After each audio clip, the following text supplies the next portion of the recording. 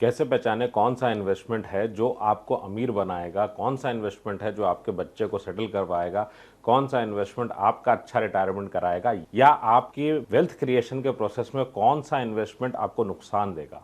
Detail में discuss करेंगे इस वीडियो में, सो अंत तक बने रहिएगा वीडियो में। वीडियो को लाइक करना, चैनल को सब्सक्राइब करना मत भूलिएगा। अलग अलग तरह के इन्वेस्टमेंट आप इकट्ठा करते हो। मान लेता हूं कि आपकी उम्र 40 है, आज आप 40 साल के हैं, आपने अपना करियर स्टार्ट किया 24 या 25 की उम्र में, आपने अपना करियर स्टार्ट किया है ओवरऑल, और आपने थोड़ी सी सेविंग की और आपके पास में पिताजी का फ़ोन आता है या बड़े भाई का फ़ोन आता है और बोलते हैं कि जीवन शुरू हो गया है, चलो अब सेविंग अपनी स्टार्ट कर दो।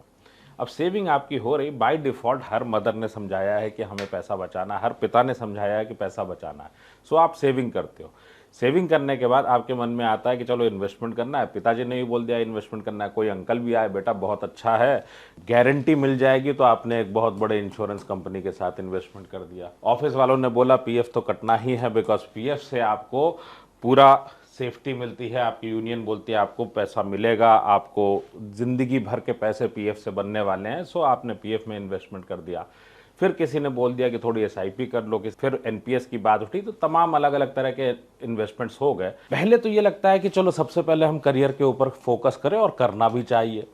सो करियर पे फोकस करने का मतलब ये है कि भाई अपनी इनकम बढ़ाते जाएं। अल्टीमेटली व्हाट वी वांट, हमें तो यही चाहिए कि lastly we need to have good status in society. बगल वाले के पास में अगर कार है, वैगन आर है, तो मेरे को उससे बड़ी गाड़ी चाहिए। अगर उसका घर 2000 स्क्वायर फुट का है, तो हमारे पास भी कम से कम 4000 स्क्वायर फुट का घर हो, अच्छा अपार्टमेंट हो। ये सारी ख्वाहिशें अपनी भी होती हैं, और इसी के लिए आप करियर में आगे बढ़ते हैं। आज आपको क्या दिखता है कि करियर में आपके पास में अपॉर्चुनिटी ज़्यादा बड़ी है। So if we consider you are 40 today, and if we are talking about the life span of say for कि 85 इज़ द लाइफ स्पैन, तो नेक्स्ट 45 ईयर्स में आपके करियर का ज़्यादा बड़ा रोल है या मनी मैनेजमेंट का। You need to decide this. Now the second point is कि आपके पास में जो भी आप जीवन में चाह रहे हो, आज पैसा इन्वेस्ट करना। सो आपने डिफरेंट इन्वेस्टमेंट कलेक्ट कर लिए। एनपीएस है आपके पास म्यूचुअल फंड है, आपके पास में प्रॉपर्टी है, लोन है। कैसे पता करें कि मेरे जीवन में जो मैं करना चाहता हूं उसमें क्या होगा? You are absolutely confused.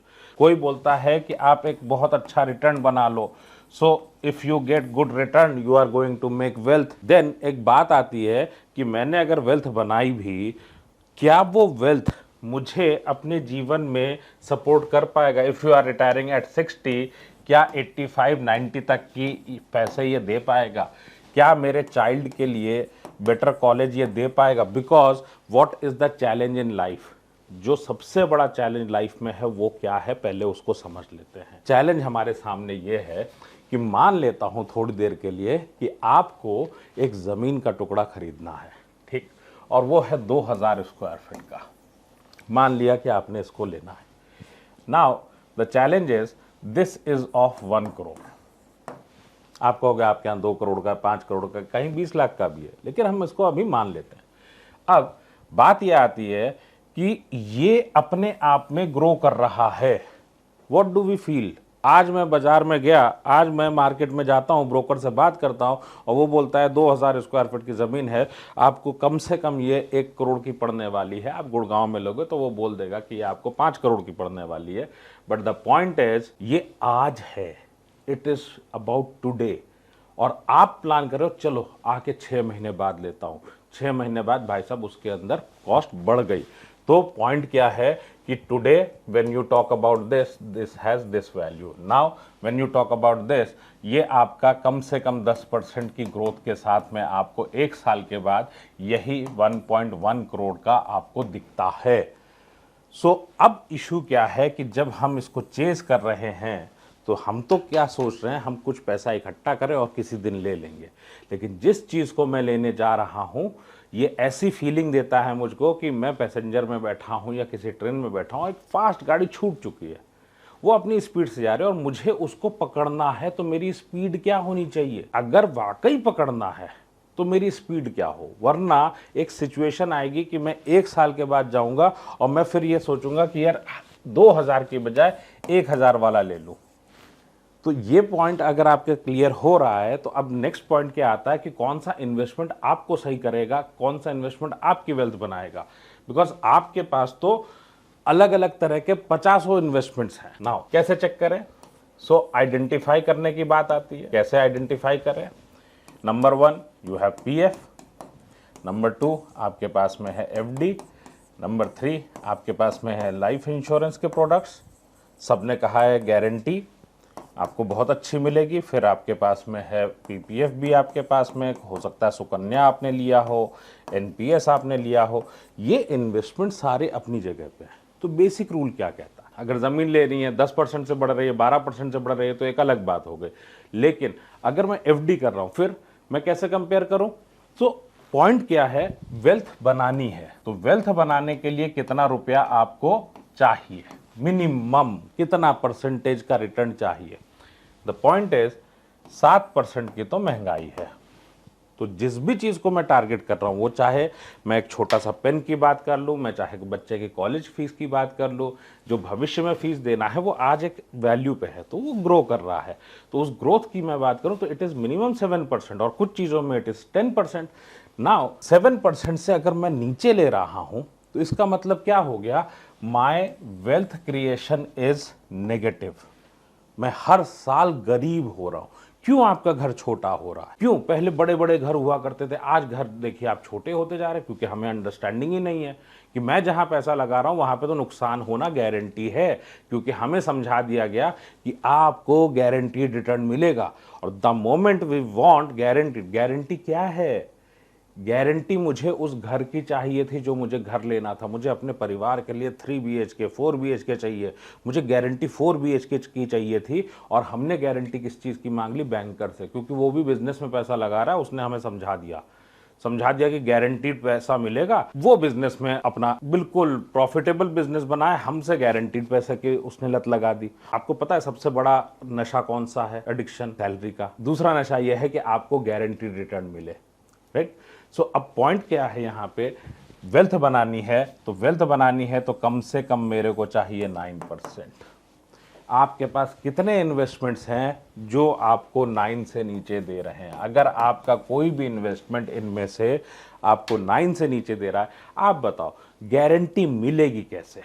अब बात आती है फेवरेट इन्वेस्टमेंट की।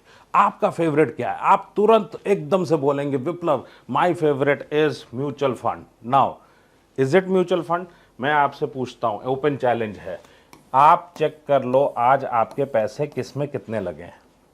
जिसमें as on date highest amount है आपका लगा हुआ, that is your favourite investment. आपने पीएफ में रखा हुआ है 35 लाख रुपए, आपने एफडी में रखा हुआ है 10 लाख रुपए, म्यूचुअल फंड में आप सबसे ज्यादा बिजी रहते हैं, सबसे ज्यादा एक्साइटमेंट, मार्केट कहां गई, आपने एमएफ में रखा है 10 लाख रुपए। हाउ कैन यू से this is your favourite investment? बच्चा कहता है मैं तो सारे सब्जेक्ट पढ़ता हूं, लेकिन आप देखते हो कि आपका बच्चा सिर्फ और सिर्फ इंग्लिश सब्जेक्ट दिन में 4 घंटा पढ़ता है, बाकी सब 15-15 मिनट में निपटा देता है।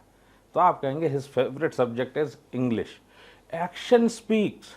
नाउ द एक्शन सेज आपके पास में जो इन्वेस्टमेंट सबसे ज्यादा है that is your favourite one, और आपकी वेल्थ में सबसे ज्यादा हिस्सा या सबसे ज्यादा नुकसान कौन दे रहा है? वही। Identify your all the investments कि उसमें से आपको पॉजिटिव कौन सा दे रहा है, नेगेटिव कौन सा दे रहा है। अब बात आती है एक दूसरे सवाल की जो इसके साथ में आती है, आपको रिटर्न चाहिए। 99% पीपल से कि मुझे रिटर्न चाहिए। रिटर्न की बजाय अगर मैं बोलूं कि आपके गोल्स अचीव करने हैं, सो एक छोटा सा पहलू आता है, आपने पिछले 15 सालों में ये नुकसान ले लिए, क्यों? जीवन किससे बदलने वाला है भाई? आपके जीवन में जितने भी गोल्स हैं, आपके जीवन में बच्चे की एजुकेशन है, तो चाइल्ड्स एजुकेशन की मैं बात करूं तो इसके प्रोफेशनल एजुकेशन हो गया, इसके मास्टर्स की बात करूं तो मास्टर्स हो गया, इनके मैरिज की बात करूं तो मैरिज आ गई अपने आप में कि भाई उसका घर भी बसा दें, फिर अपने रिटायरमेंट की भी बात आ गई। मैंने मान लिया आपने घर वगैरह तो बना चुके हैं आप, ठीक। अब क्वेश्चन ये है कि ये सारे काम इसी पैसे से पूरे होने हैं या करियर से ही होने हैं? आपने किस अमीर इंसान को देखा है कि वो 60 की उम्र में टेंशन लेके बैठा है कि अरे नौकरी नहीं रहेगी तो क्या होगा? नाउ द पॉइंट इज, अगर आपकी सेविंग्स से ये चीज़ें होनी है तो गोल बेस्ड प्लानिंग करना सबसे अच्छा तरीका है और गोल बेस्ड प्लानिंग से ही पर्पस हमारा सॉल्व होगा। और गोल बेस्ड प्लानिंग अगर नहीं हुई है तो पॉइंट इज, वेल्थ बनाने के लिए या इनको पूरा करने के लिए 30 साल का करियर और राइट स्किल सेट के साथ सेविंग्स का इन्वेस्टमेंट, ये दो चीज़ें ही आपके लिए सबसे इंपॉर्टेंट है। और ये अगर आपके पास नहीं है, आप सोचिए नुकसान क्या हुआ। आपने किस दिन पीएफ नहीं कटवाया, आपने कंपल्सरीली आपने हर महीने पीएफ कटवाया, आपने एफडी की, इंश्योरेंस किया, रिलीजियसली आपने इन्वेस्ट किया, फिर चूक कहाँ हो गई? चूक यहाँ हुई कि सबने अपने अपने टारगेट पूरे कर लिए। अकाउंटेंट को टारगेट था, आपके एजेंट को टारगेट था, बैंकर को टारगेट था, आपका टारगेट था गोल्स को अचीव करना। Who is interested? 40 के बाद only money management should be the full time task. बाकी करियर में कितनी अपॉर्चुनिटी है आप जानते हैं बेहतर। अपने गलत इन्वेस्टमेंट जितने भी उनको सही करने की ज़रूरत है। You need to find the right asset mix, कि आपका राइट एसेट मिक्स कौन सा है। आप सीखते हैं वो सारी चीज़ें जिससे आपका फाइनेंशियल फ्रीडम हो सके। 17 सालों के एक्सपीरियंस के साथ मैंने इसको बनाया ताकि हर इंसान अपना पैसा खुद मैनेज कर सके, खुद अपना एडवाइज़र बन सके। क्योंकि कोई भी insurance agent, mutual fund agent, banker आपकी लाइफ में इंटरेस्टेड नहीं है।